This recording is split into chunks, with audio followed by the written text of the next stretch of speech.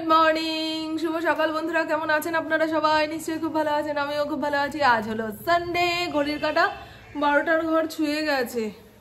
সকাল থেকে অনেকগুলোই কাজকর্ম করেছি, সেগুলো আর দেখানোর মতো ছিল না।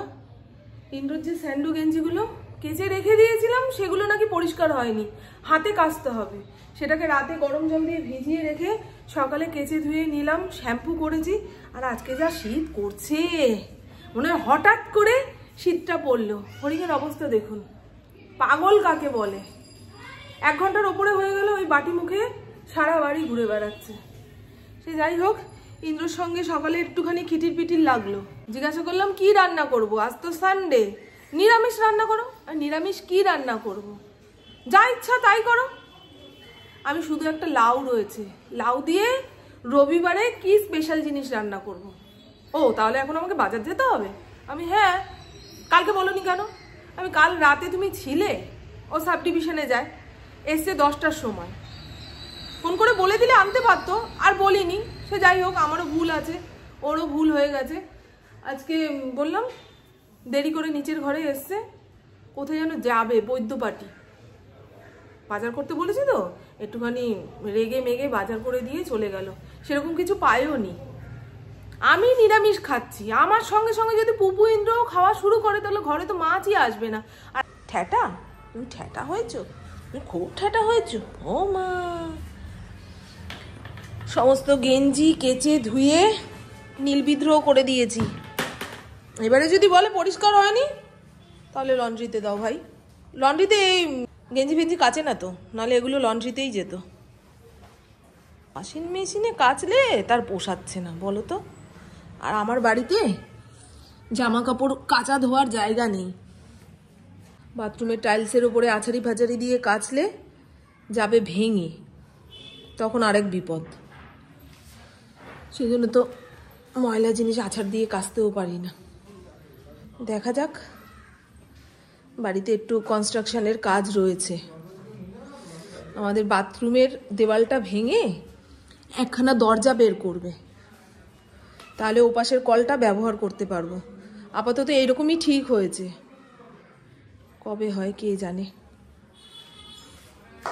গৃহস্থ বাড়িতে একটুখানি উঠান না থাকলে, একটা কলপার না থাকলে, দেখবেন যারা উঠান ব্যবহার করা মানুষ তাদের কথা বলছি, আর যারা আজীবন ফ্ল্যাট বাড়িতে বসবাস করেছে তারা বলবে দূর, আমরা তো আমাদের কাজ এইটুকু জায়গার মধ্যেই মিটিয়ে নিই। আমার বাপের বাড়িতেও উঠোন ছিল, আমার শ্বশুর বাড়িতেও উঠোন ছিল, এখনো আছে উঠোন, কলপার আছে, অভ্যাসটা আর কোথায় যায়। কাল রাত্রির থেকে শুকনো কাশি শুরু হয়েছে, কাশতে কাশতে গলা চিড়ে গেল, বুক ব্যথা হয়ে গেল। এই ঠান্ডা পড়ার মুখে না এইরকম শুরু হয়। এটা অ্যালার্জির কাশি। আগের বছরের প্রেসক্রিপশনটা বের করলাম, ইন্দ্রকে বলেছি ওষুধের দোকানে গিয়ে দেখাবে, যদি এই ওষুধ দেয় তো ভালো কথা, না হলে আবার সেই ডাক্তারকে দেখিয়ে ওষুধ লিখিয়ে আনতে হবে। আমার বুবু আজকে সকালে চাটা করেছে। ইন্দ্রর সঙ্গে বাজার ঘাট নিয়ে 2-1টা কথাবার্তা বললাম, যেই দেখেছে মা তো খিটখিটে হয়ে গেছে, এরপরে সমস্ত কিল চর আমার পিঠে পড়বে। থাক মা, তুমি বসো, আমি চাটা করে খাওয়াচ্ছি। ওই আধা ঘন্টা 1 ঘন্টা যে রেস্ট নিলাম, তাতে মাথাটা ঠান্ডা হয়েছে, আপনাদের সঙ্গে কথা বলতে পারছি। আর না হলে এই ক্যামেরা ধরে ভিডিও করা হতো না। কি বলবো মা, তোমার নামে আর কিছু শোনাম? এই দেখুন, বলো। আমি জল ভরেছি। হ্যাঁ, পুপু জল ভরেছে। আমার মাথায় যখন আগুন জ্বলে, পুপু নিজে নিজেই অনেক কাজ করে ফেলে, অনেক কাজ করে ফেলে, মানে বলতে হবে না। আবার পুপুর ওপরে যখন চেঁচাবো, ইন্দ্র নিজে নিজেই অনেক কিছু করে ফেলে। মানে একজনকে বকলে আরেকজনের কাজ এমনিই হয়ে যায়। শুধু ছেলেটাই অমানুষ, ও বোঝেও না, আরো আগুন লাগে, জানেন? ও মুখ ব্যথা হোক, চোখ ব্যথা হোক, ও দেখ শোবেও না, বসবেও না, এইরকম মাথা খারাপ। সন্তা, চোখটা যে কি সুন্দর আমার পড়িয়ে, দেখুন। যখন এক দৃষ্টে তাকিয়ে থাকবে না, তখনই তো আর বকতে পারি না। রবিবারের বাজার কিচ্ছু নাকি পাওয়া গেল না। কেন রে, বাজারে এরকম আগুন লাগলো কেন? কালকে বৃষ্টি হয়েছে সেই কারণে নাকি? ইন্দ্রকে মাছের ঝোল করে দেবো। আমার আর পুপুর জন্য ভেজ বিরিয়ানি হবে। কালকে অতনুর রান্নাঘরে এই ভেজ বিরিয়ানির রেসিপিটা দেখেছি, সেটা দেখেই বানাতে ইচ্ছা হলো। মুখস্থ তো নেই, যতটুকু মনে আছে সেটা খাটিয়ে ভেজ বিরিয়ানি বানাবো। না না, আমি ওইভাবে করতে পারি না গো। ওই একটা রান্নার চ্যানেল খুলে তারপরে জোগাড় করে রান্না করব, তখন মনে হয় এই এটা তো নেই, ওই সেটা তো নেই, তাহলে কি আর ওনার মতো স্বাদ আসবে না? হবে না, বুঝছেন? আগের দিন দেখে রেখেছি, যতটুকু মুখস্থ আছে, মুখস্থ নেই, যতটুকু মনে আছে সেটা খাটিয়ে আজকে ভেজ বিরিয়ানি বানাবো। কি জ্বালা বলুন দেখি, কাল রাত্রির থেকে কতবার যে লোডশেডিং হলো। রোদ ঝলমলে দিনেই আমার ঘর দুয়ার অন্ধকার থাকে, এখন তো বেলা পড়ে গেছে, আরোই যেন কিছু দেখতে পাচ্ছি না। এদিকে রাইস কুকারে ভাত বসিয়েছি, কারেন্ট না আসলে ভাত হবে না। মিক্সির মধ্যে এখানে মশলা বানাবো বলে রেডি করেছি, কারেন্ট নেই, মিক্সি চলবে কি করে? দেখুন না, সব ছেঁড়া বেড়া হয়ে গেল। কি যে করব কি না করব, ঘড়ির কাঁটা 1:30টার ঘরে আর কতক্ষণ অপেক্ষা করা যায়? কারেন্ট আসতে আসতে ওই আধা ঘন্টা, পৌনে 1 ঘন্টা সময় লেগে যাবে। ততক্ষণে মাছের ঝোলটা করি, যদি না আসে তো রাইস কুকারের চাল বের করে হাঁড়িতে দিয়ে ভাত বানাবো। আমার জন্য একটু সিদ্ধপাতি দিয়ে দেবো, ব্যাস হয়ে যাবে। না খেয়ে তো থাকা যাবে না রে বাবা, তাই না? পেট তো মানবে না যে লোডশেডিং বলে মশলা গুঁড়ো করতে পারিনি, সেই কারণে বিরিয়ানি রাঁধতে পারলাম না, না খেয়ে আছি, কোনো অসুবিধা নেই। আমার আবার খিদা পেলে মাথা ঠিক থাকে না। সব কিছু কেটে কুটে রেডি করে নিয়েছি। আর কি করব বন্ধু, আর সকাল থেকে প্রত্যেকটা কাজে বাধা পড়ছে, হওয়া কাজ বিগড়ে যাচ্ছে। ক্যারেটের মধ্যে মাটি ভরতে গেলাম, দেখি সিমেন্টের বস্তা নেই, আবার আসলাম। সময় ধরে কাজ করতে গেলে যদি কাজ না করতে পারি, মাথার ভেতরে অস্থির অস্থির লাগে। জয় গুরু। তেল মনে গরমও হলো না, এই মরণ, মাথা কাজ করছে না, কি করব? মাছটাকে তো আমার মাছ মনে হলো না। এই মরেছে। 6 থেকে 7 বার দোকানে গেলাম, একবার হলুদ নেই, একবার বিরিয়ানির মশলা নেই। তাও যে বিরিয়ানির মশলা দিয়েছে ভেতরে গোটা গোটা, কতদিন আগের কে জানে। এক্সপায়ারি ডেট খুঁজে পেলাম না, পুপুকে দেখালাম, সেও খুঁজে পেল না। দোকানদারের কাছে নিয়ে যাবো, ঠিক কোনো কাঞ্চি থেকে ডেট বের করবে, বুঝলাই তো 2025 পর্যন্ত এর জীবদ্দশা রয়েছে। তখন অত লোকের মাঝখানে অপমানিত হব, সেই ভয়ে আর গেলাম না। আর যেতেও ইচ্ছা করছে না, যা আছে সেটা দিয়েই হবে। বিরিয়ানি খাওয়া মাথায় উঠে গেল আজকে। কারেন্ট নেই, এই নেই, সে, খুব বিরক্ত হচ্ছি গো আজকে আমি। আর এই তো বন্ধু, সবে মাত্র কারেন্ট আসলো, আসার সঙ্গে সঙ্গে মশলা গুঁড়ো করে নিয়েছি, ওখানে রাইস কুকার চাপিয়ে দিয়েছি। সমস্ত এলোমেলো যা আছে থাকুক, গিয়ে রান্নাটা সেরে নিই, এরপরে যদি আবার কারেন্ট যায় মুশকিল হয়ে যাবে। 2 চামচ টক দই, আদা, রসুন আর কয়েকটা কাঁচা লঙ্কা একসঙ্গে পেস্ট বানিয়ে নিয়েছি। এখানে দিলাম বিরিয়ানির মশলা, কাঁচা লঙ্কা দিয়েছি, একটু ঝাল ঝাল হলে ভালো লাগবে, সেই জন্য একটু শুকনো লঙ্কা অ্যাড করলাম। অল্প একটু হলুদ, অল্প একটু। পেঁয়াজ রসুনের তরকারিতে আমি জিরে গুঁড়ো খাই না, তাও এটার মধ্যে 1 চামচ দিলাম। অল্প একটুখানি ধনে পাতাও ছিটিয়ে দেব। ভেজ বিরিয়ানিতে ধনে পাতা, পুদিনা পাতা দিলে নাকি ভালো লাগে। ওই অতনুর রান্নাঘরে অতনু যেভাবে রান্না করেছিল অনেকটা সেইভাবেই রান্না করছি। কিন্তু এখানে পেঁয়াজ বেরেস্তা ভাজবো বলে তেল বসিয়ে দিয়েছি। বিরিয়ানির ভাতটা রান্না করব, পরিমাণ মতন জল নিয়ে দেব গোটা গরম মশলা আর অনেকটা পরিমাণে লবণ। বাসমতি চাল প্রায় অনেকক্ষণ যাবত ভিজিয়ে রেখেছিলাম, সেটাকে এর মধ্যে দিয়ে দেব। পেঁয়াজ বেরেস্তা ভেজে তুলে নিয়েছি, বেরেস্তা ভাজার তেলটা এই যে সবজিপাতি যে মাখিয়ে ঢুকিয়ে রেখেছি তার মধ্যে দিয়ে দিলাম। এই কড়াইয়ের মধ্যে বিরিয়ানি ভাপে বসাবো, গ্যাস কিন্তু অফ। প্রথমে মেখে ঝুঁকে রাখা সবজিপাতি কড়াইয়ের মধ্যে দিয়ে দিলাম।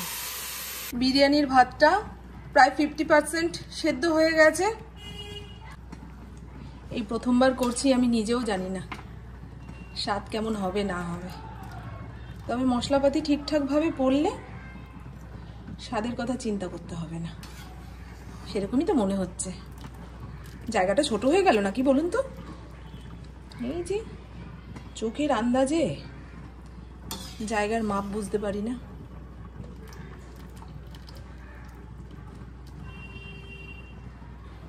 ভেজে রাখা পেঁয়াজ বেরেস্তা দিয়ে দেব, ঘি, এই গোলাপ জল, কেওড়া জল আর কেশরের মিশ্রণটা ওপর দিয়ে ছড়িয়ে দেব।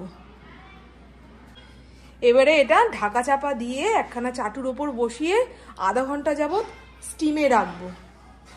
ওকে বন্ধু, একটু নিশ্চিন্ত মনে বসি। ঘড়ির কাঁটা 3:10 ঘরে, আমাদের রান্না নামেনি।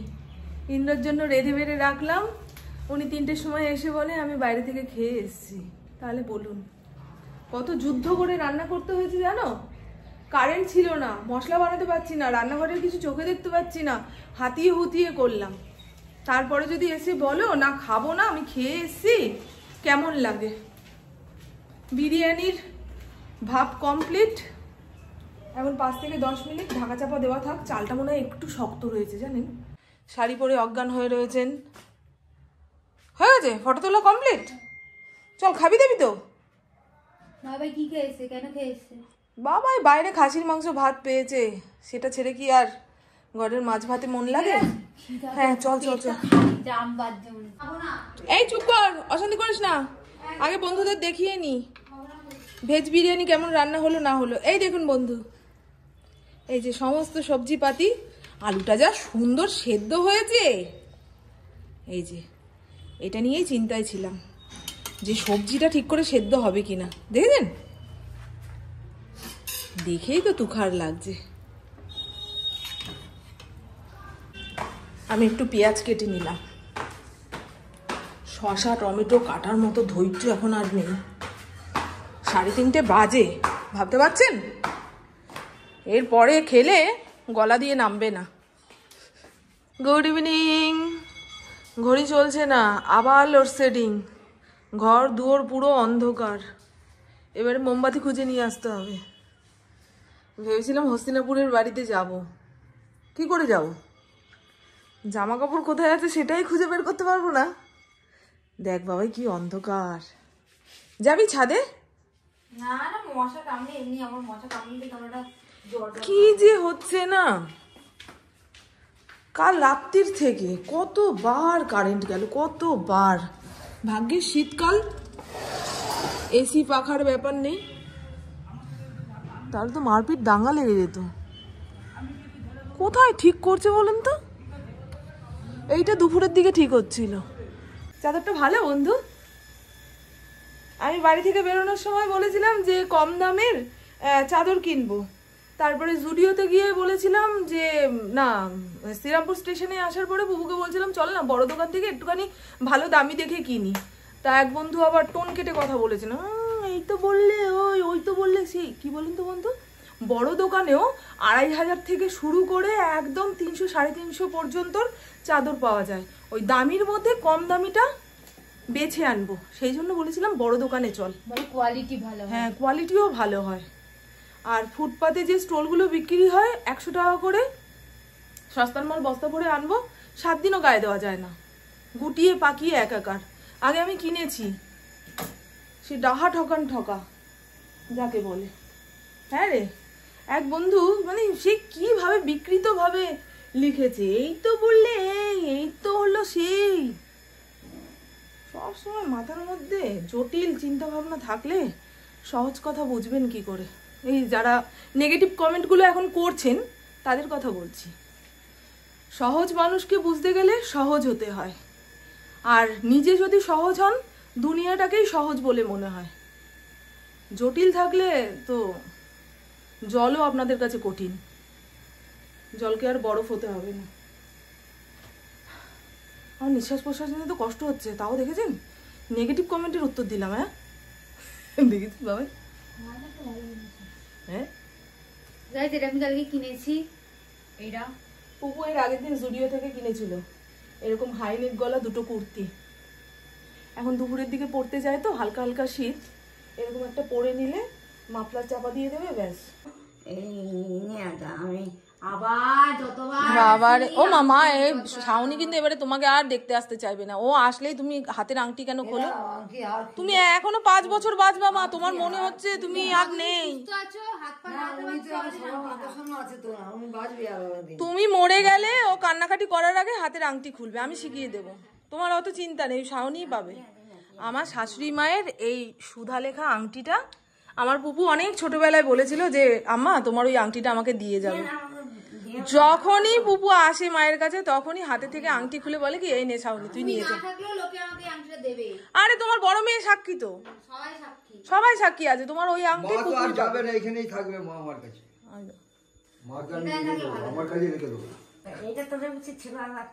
ঠিক ঠিক, এইটা তোমার দুর্ভোগ ছিল মা, হাফ পাগলামি আমরা দেখে নেবো তারপরে চিকিৎসা হবে, এটাই ছিল লেখা। জ্বালা জ্বালা কি আজকাল ছিল করছে না, তাই তো এখন কমেছে তো একটু জ্বালা, সব ঠিক হবে। জ্বালা ওষুধ খাইতে দিলাম, জ্বালার ওষুধ খাচ্ছে 1 মাস হলো তো মাথা খেয়ে আনলো ফালতু। লাগে না কেন না, এখন গায়ে যায় না, বল বিছানা লাগবে লাগবে লাগবে, কম্বল লাগবে। আর নাহলে 2-3 পাখা চালিয়ে দিয়ে কম্বল এমনি ইউজ। ঠান্ডা হয়ে যাচ্ছে কেন? সেটাই আমি দেখছি, পুরো হাত পা ঠান্ডা হয়ে যাচ্ছে। ঠান্ডা হয়ে যাচ্ছে কেন মা? মা এখানে ঠিক না, আরো মা ঢোকা ঠান্ডা কি করছে রে বাবা। ঠান্ডা হতে হতে পুরো ঠান্ডা হয়ে যাবে।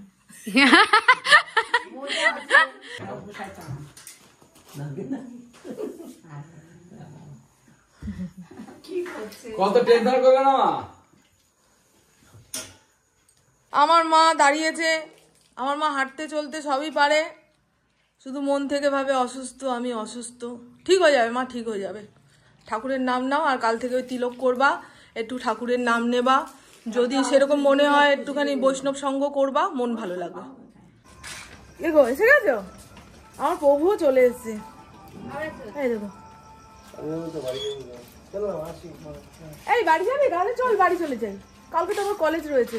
ভেবেছিলাম হস্তিনাপুরের বাড়ির দিকে যাবো, সবার সঙ্গে দেখা সাক্ষাৎ করবো, কেউ যদি না থাকে আবার। টাটা।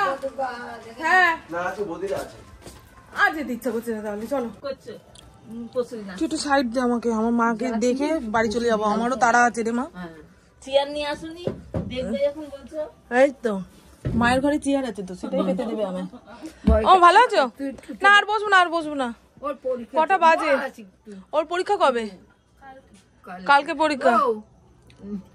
ওর জন্মদিনে কিছু করব না, ও কোথায় করব? তাই তো, তাই তো প্রতি বছর 1000-10 লোক খায়, এবছর আর কোথায় খাবে?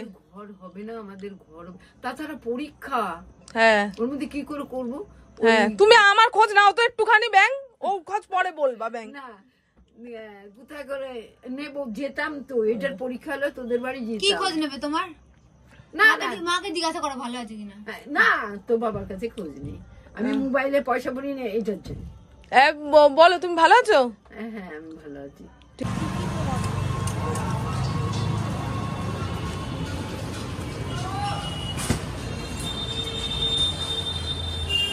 আসার পথে মিষ্টির দোকান থেকে ফড়িংয়ের 2 দিনের ছানা এনেছি, হিসাব করে দিতে হবে। আর এই একটা চায়ের পাতিল কিনেছি সুপার মার্কেট থেকে। পুপু চুইংগাম কিনেছে। সর না বাবা, ও কতক্ষণে একটা মুখে করে নিয়ে দৌড়াবে। বাবা মাথায় দেওয়ার তেল দেখবো কবে দেয়। জিনিস কিনে এনে নষ্ট করা, তখন বের করব। হজমোলা, শীতের দিন তো থাকবে, গরমকালে হজমোলা বেশি দিন ঘরে ফেলে রাখলে কেমন জল কেটে যায়। আর এরকম 2খানা তাওয়াল এনেছি, এটা দিয়ে গোপালের হুডি বানাবো। আমি তো পারবো না, মাকে ডিজাইনটা দেখাবো, মা যদি বানিয়ে দিতে পারে তো ভালো কথা, আর না হলে আগের দিন যে গোপালের দোকানটা আপনাদের দেখালাম ওই ভদ্রমহিলার কাছে দিয়ে আসলে উনি বানিয়ে দেবে। এই যে একদম কম্বল কম্বল কাপড়ের। দুপুরে যে ভাত বানিয়েছিলাম ইন্দ্র তো খায়নি, তা ওই দিয়ে পুপু ইন্দ্রর হয়ে যাবে। মাছ না খাক, মাছের ঝোল দিয়ে পুপুকে খাইয়ে দেবো। আর একটু ভেজ বিরিয়ানি রয়েছে, সেটা গরম করলে আমার হয়ে যাবে। দেখতে পাচ্ছেন অন্ধকার না, দেখাই, এত সুন্দর হয়েছে ভেজ বিরিয়ানিটা, মানে আগে কখনো বানাইনি, কিন্তু এবার থেকে চিকেন দিয়ে বিরিয়ানি বানানোর কথা ভুলেই গেলাম। এইভাবেই বানিয়ে খাবো। তো চলুন বন্ধু, আমার বকবক আজকের মতন এইটুকুই। আপনারা সবাই খুব খুব খুব ভালো থাকবেন, নিজের শরীরে খেয়াল রাখবেন, সুস্থ থাকবেন, আর অল টাইম স্মাইল করতে হবে। টাটা, খুব ভালো থাকবেন।